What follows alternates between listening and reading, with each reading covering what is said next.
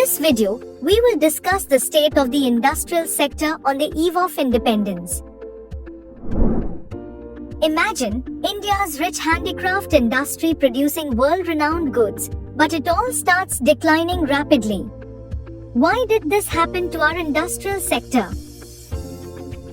During British rule, India's industrial sector underwent systematic deindustrialization. It describes the decline of India's industrial sector during British rule. The British had a twofold motive behind this. First, to exploit India's wealth of raw materials like cotton and jute to meet the growing needs of Britain's industries during the Industrial Revolution. Second, to use India as a potential market for British manufactured goods. This strategy led to the decline of Indian handicraft industries, resulting in massive unemployment. It allowed British finished goods to penetrate Indian markets, pushing local industries further into decline.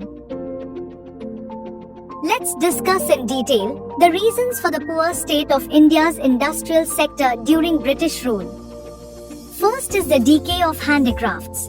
Indian handicrafts, once famous globally for their excellence and quality, began to decline due to the discriminatory tariff policy imposed by the British. Let's understand how discriminatory tariff policy worked. During the Industrial Revolution in Britain, India was seen as the best source of raw materials and the best market for British industrial products. The British pursued a tariff-free export of raw materials from India and a tariff-free import of British goods into India. At the same time, they imposed heavy duties on Indian handicrafts, making them uncompetitive globally, leading to their decline. Consequently, Indian handicrafts lost both domestic and international markets, facing tough competition from better quality British goods. Consumer demand shifted under British influence, favoring a Western lifestyle. This led to the collapse of Indian handicrafts and underdeveloped India's industrial base. Another reason was the bleak growth of modern industry during the British Raj. Modern industry began emerging only in the second half of the 19th century. The first significant industries to be set up were the cotton and jute textile mills.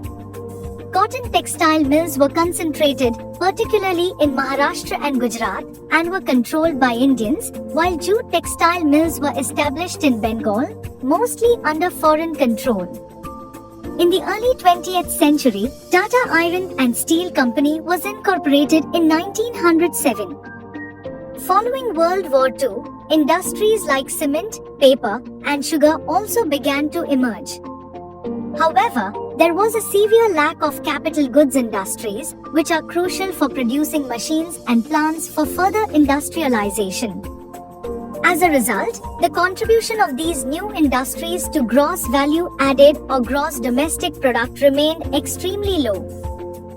The British government's role in industrialization was limited, focusing only on strategic areas like railways and means of communication to expand the Indian market for British goods.